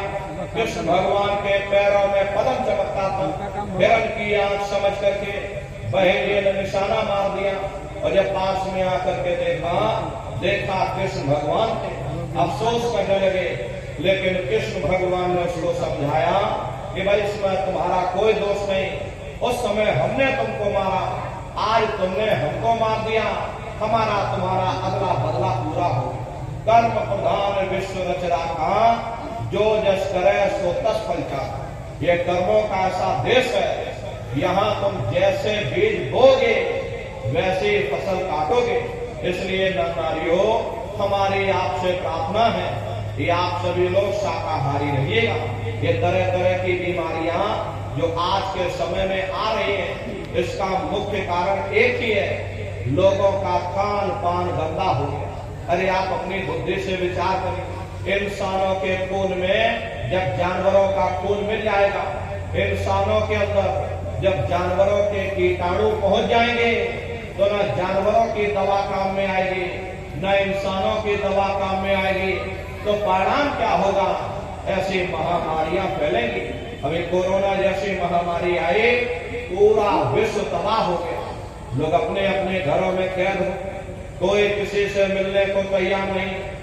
न जाने कितने घर परिवार उजड़ गए, न जाने कितनी लाशें बह गई, न जाने कितने बच्चे अनाथ हो गए, न जाने कितनी माताएं विधवा हो गई। लाखों लाख रुपया लेकर के लोग अस्पतालों के चक्कर काटते रह गए, एक ऑक्सीजन का सिलेंडर नसीब नहीं हुआ। अरे कारण क्या है? कारण यही है, जब जानवरों के कीटाणु इंसान के शरीर में प्रवेश कर जाएंगे, तो आने वाले समय में ऐसी महामारियां और फैलेंगी। हमारे गुरु महाराज परम संत बाबा जय गुरुदेव जी महाराज सन 70 के दशक में ये भविष्यवाणी क्या करी। बच्चा आगे नई नई बीमारी आएगी, पहले बीमारियों की हवा चलेगी, फिर बीमारियों की आंधी आएगी, फिर बीमारियों की सुनामी आएगी। अरे लाशें पड़ी घर घर में सड़ेंगी, बचाने वाला मिलेगा न कोई, जमाना बदलेगा। कहे जय गुरुदेव पुकार, जमाना बदलेगा। इसलिए नर नारियों, हमारी आपसे प्रार्थना है कि आप सभी लोग शाकाहारी रहिएगा। कोई ऐसा नशा मत करो जिससे बुद्धि तुम्हारी पागल हो जाए और घर में माँ बहन बेटे की पहचान करो। अरे आप अपने आप को कट्टर हिंदू मानते हो, अरे भाई हम कट्टर हिंदू हैं, हमसे बड़ा सनातनी दुनिया में कोई नहीं। हम भगवान राम को मानने वाले, हम बजरंगबली को मानने वाले, हम महात्मा बुद्ध को मानने वाले, हम भगवान कृष्ण को मानने वाले। अरे भाई आप राम को मानते हो, आप बजरंगबली को मानते हो, आप महात्मा बुद्ध को मानते हो और आप भगवान कृष्ण को मानते हो, तो उनके आदर्शों पर भी चलना सीखो। महात्माओं ने ये नहीं कहा, भगवान राम ने कभी नहीं कहा कि तुम मांस खाओ, या भगवान कृष्ण ने कभी नहीं कहा कि तुम शराब पियो। जितने देवी देवता अवतार हुए सभी यही कह करके गए, अहिंसा परमो धर्म। अगर हमने किसी को बनाया नहीं तो मिटाने का अधिकार हमारे पास नहीं। अरे आप इंसान हो, इंसान का काम है दया करने का, दया धर्म का मूल है। इसलिए आप जीवों पर रहम करो, रूहों पर रहम करो। सभी लोग शाकाहारी रहना और शाकाहार का प्रचार अपने अपने क्षेत्रों में बराबर आप लोग करते रहिएगा। अरे सतयुग कैसे आएगा? राम राज कैसे आएगा? राम राज कोई भाषण देने से नहीं आएगा, राम राज कोई नारा लगा देने से नहीं आएगा, राम राज कोई भगवा फहरा देने से नहीं आएगा, राम राज कोई हिंदू मुसलमान करने से भी नहीं आएगा। अरे भाई राम राज जब आएगा जब लोगों के अंदर अच्छे विचार आएंगे। वरना राम के समय में भी रावण जैसे असुर होते थे, कृष्ण के समय में भी कंस जैसे असुर होते थे। अरे तब भी लड़ाइयां होती थी, तब भी युद्ध हुआ करते थे। राम राज का मतलब है अच्छे विचारों का आना, और अच्छे विचार जब आएंगे जब हर इंसान मानव धर्म का पालन करेगा। अरे मानव धर्म क्या कहता है? सत्य, दया, अहिंसा, प्रेम और करुणा, यही मानव धर्म का आधार है। जब मानव के अंदर मानवता आ जाएगी, मानव के अंदर दया आ जाएगी, मानव के अंदर करुणा आ जाएगी, ये मानव दूसरों की पीड़ा को, अपनी पीड़ा समझने लग जाएगा। अरे जब इंसान के अंदर इंसानियत आ जाएगी तब सही मायने में देश में राम राज आ जाएगा। इसीलिए महात्माओं ने कहा भाई राम राज को लाना है तो पहले मानव धर्म अपनाना है। मानव को पहले मानव धर्म अपनाना पड़ेगा, मानव को मानवीय गुण अपनाने पड़ेंगे। इसीलिए हमारे गुरु महाराज कह करके गए कि बच्चा गांव गांव जा करके तुम हमारे संदेशों को जन जन के बीच में पहुंचा दो। गांव गांव के लोग शाकाहारी हो जाएं, गांव गांव के लोग सदाचारी हो जाएं, गांव गांव के लोग चरित्रवान हो जाएं, आंखों में मां बहन बेटी की पहचान कायम हो जाए। तो जब हमारा ये गांव बदल जाएगा तो पूरा समाज बदल जाएगा, निश्चय कलयुग में सतयुग आ जाएगा। इसलिए प्रेमी भाई बहनों, धर्म के प्रचार में आप सभी लोग अपना अपना योगदान दीजिएगा। देखिए हमारे गुरु महाराज को, हमारे गुरु महाराज परम संत बाबा जय गुरुदेव जी महाराज ने एक अच्छे समाज के निर्माण के लिए, चरित्रोत्थान के लिए, लोगों को शाकाहारी और सदाचारी बनाने के लिए 116 वर्ष की आयु तक अथक मेहनत और परिश्रम किया। हमारे गुरु महाराज ने अपने गुरु की याद में मथुरा आश्रम पर इतना विशाल मंदिर बनवाया। गुरु महाराज हमारे कहते थे कि बच्चा मंदिर का वो देवता वहां पर बैठ करके बरकत बांट रहा। अरे आप लोग आइए, वहां कोई रुपया पैसा नहीं चढ़ाया जाता, कोई चंदा चुटकी नहीं। अरे आप लोग आए, मंदिर के देवता के सामने अपनी एक बुराई को चढ़ा दीजिए। वहां पर बुराई चढ़ाई जाते हैं कि हम आज से मांस मछली नहीं खाएंगे, हम आज से अंडा शराब का सेवन नहीं करेंगे, हम आज से झूठ नहीं बोलेंगे, हम आज से किसी को धोखा नहीं देंगे। अरे आप अपनी एक बुराई चढ़ा दो, आपकी एक मनोकामना पूरी होगी। ऐसा वरदानी मंदिर हमारे गुरु महाराज ने अपने गुरु की याद में मथुरा दरबार में बनाया है। गुरु महाराज हमारे कहते थे कि बच्चा इस मंदिर के मुंडेर से यदि कोई पंछी भी गुजर जाएगा तो उसे मानव योनि मिल जाएगी। ये महिमा गुरु महाराज गा करके गए। अरे गुरु महाराज हमारे कहते थे कि बच्चा इस दरबार में तुम बराबर आते जाते रहना, दया दुआ आशीर्वाद लेते रहना, मंदिर के देवता के सामने अपने गुनाहों की माफी मांगते रहना।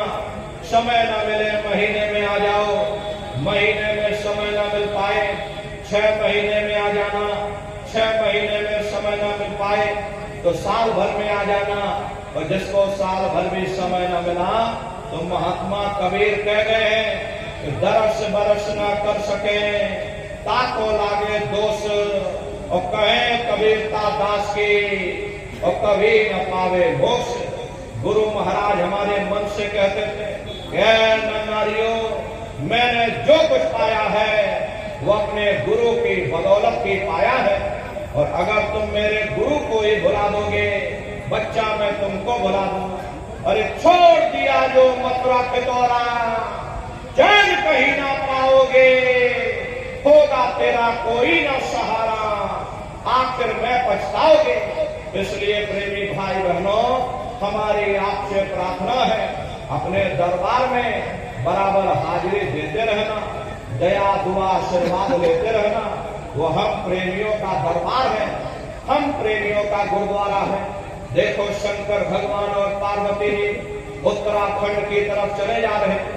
चलते चलते शंकर जी ने जमीन पर लेट करके दंडवत प्रणाम किया। पार्वती जी ने पूछा कि भगवान ये बताइए, यहाँ ना कोई पेड़ है, ना कोई पशु है, ना कोई पंछी है, अरे आप किसको प्रणाम कर रहे हैं? तब शंकर जी ने उत्तर दिया कि पार्वती या भूमि की क्या तो वर्ण भाग्य, 10,000 वर्ष पूर्व संत रहे यही जाग। हे पार्वती, इस जमीन के बहुत बड़े भाग्य हैं। आज से 10,000 वर्ष पहले एक संत महात्मा इस जमीन पर आकर सत्संग कर गए थे। ये जमीन बहुत पवित्र है, मैं जमीन को प्रणाम कर रहा हूँ। अरे आज हमारे गुरु महाराज 50 वर्ष मथुरा आश्रम पर रह करके अपने चरणों से वहां के कण कण को पवित्र किया।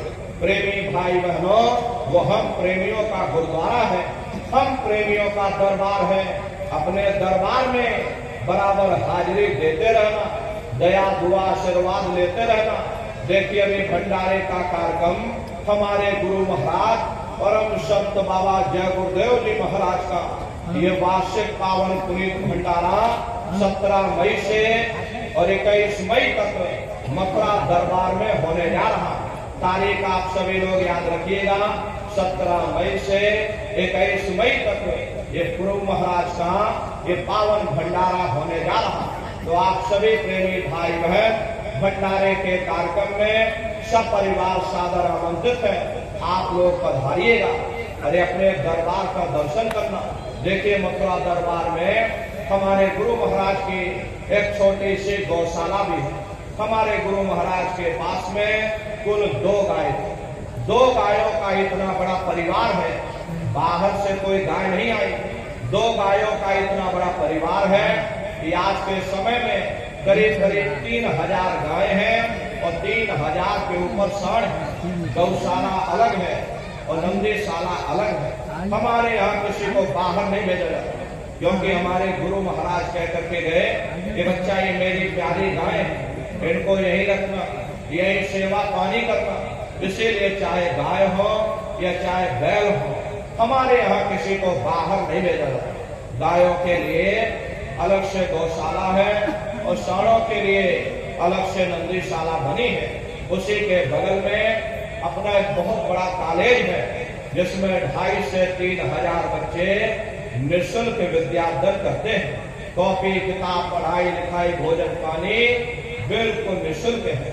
उसी के बगल में अपना एक बहुत बड़ा अस्पताल है। प्रेमी भाई बहनों, वो गुरु महाराज की कर्म भूमि है और हमारे गुरु महाराज की जन्मभूमि, जहाँ पर हमारे गुरु महाराज का जन्म हुआ, अरे आपके पड़ोस में ही जिला इटावा ग्राम खितौरा पड़ता है। जैसा भव्य मंदिर मथुरा दरबार में बना हुआ, उसी तरह से भव्य मंदिर गुरु महाराज की जन्मभूमि पर यानी खितौरा धाम में बन करके तैयार हो चुका। ये जो आप पोस्टर देख रहे हो, ये गुरु महाराज की जन्मभूमि का मंदिर है और इधर जो ये पोस्टर लगा है, ये मथुरा दरबार का मंदिर है। तो समय निकाल करके दरबार में आप लोग पधारिएगा, अपने अपने बच्चों को भी साथ में ले करके आइएगा। हम लोग ये सोचने लगते हैं, अरे बच्चों को क्या करेंगे ले जाकर, ये बच्चे छोटे हैं, इनको घर में रहने दो, इनको पढ़ाई लिखाई करने दो।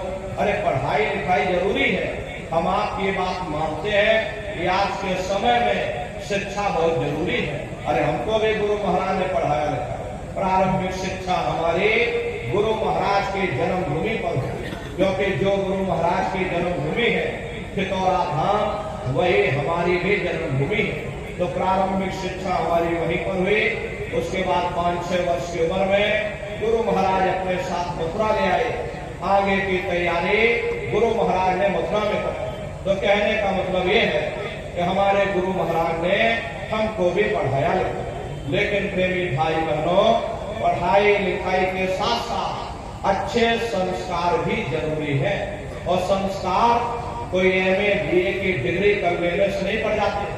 अगर MA BA की डिग्री कर लेने से ही इन बच्चों के अंदर संस्कार पड़ गए होते तो हिंदुस्तान में इतने वृद्धाश्रम न खोले जाते। अरे संस्कार पढ़ेंगे महात्माओं के वचनों से, संस्कार पढ़ेंगे सत्संग के माध्यम से।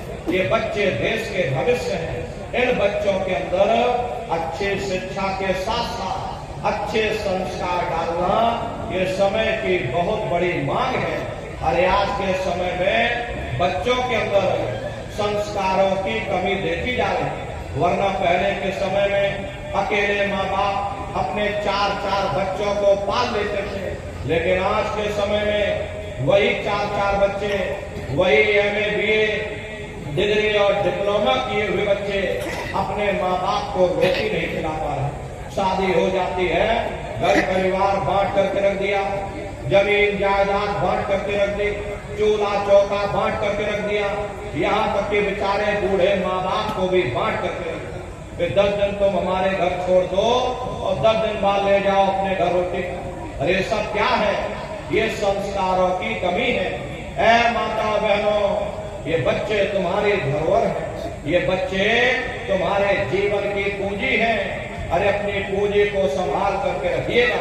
इन बच्चों को आप बचपन से तैयार करो, इनको अच्छी शिक्षा देना, इनको अच्छे संस्कार देना, इनको शाकाहारी बनाना, इनको सदाचारी बनाना, इनको चरित्रवान बनाना, और इनको भी तुम राम और कृष्ण बना दो। यही बच्चे बड़े हो करके अपने माँ बाप का नाम रोशन करेंगे, घर और समाज का नाम रोशन करेंगे। इसलिए प्रेमी भाई बहनों, अपने अपने बच्चों के साथ, इस विश्व परिवार वालों के साथ आप सभी प्रेमी भाई बहन भंडारे के कार्यक्रम में कृष्ण भगवान की नगरी मथुरा में आप सभी लोग सब परिवार सादर आमंत्रित हैं। आप लोग पधारिएगा। सुमरन, ध्यान और भजन बराबर आप लोग करते रहना। इतना जान लो प्रेमी भाई बहनों, ये रास्ता बिल्कुल सच्चा है। अरे आप करोगे तो आपको अनुभव होगा, दिखाई भी पड़ेगा, सुनाई भी पड़ेगा। अरे तुम्हारा लोक भी बच जाएगा और तुम्हारा परलोक भी बच जाएगा। इसलिए नित्य नियम से 24 घंटे में से घंटा 2 घंटा समय निकाल करके अपने अपने घरों में बैठ करके सुमरन, ध्यान और भजन बराबर अभ्यास आप लोग करते रहिएगा। इसी के साथ अब हम अपनी वाणी को विराम देते हैं। आप लोगों ने अपना कीमती समय हमको दिया, इसके लिए आप सभी प्रेमी भाई बहनों को बहुत बहुत साधुवाद है। कहने सुनने में यदि हमसे कोई गलती भूल चूक हुई हो, हम छोटे हैं, आप सभी लोग हमारी माताएं बहनें बूढ़े बुजुर्ग हमको छोटा समझ करके आप सभी प्रेमी भाई बहन हमको समझ करिएगा। बोलो जय गुरुदेव।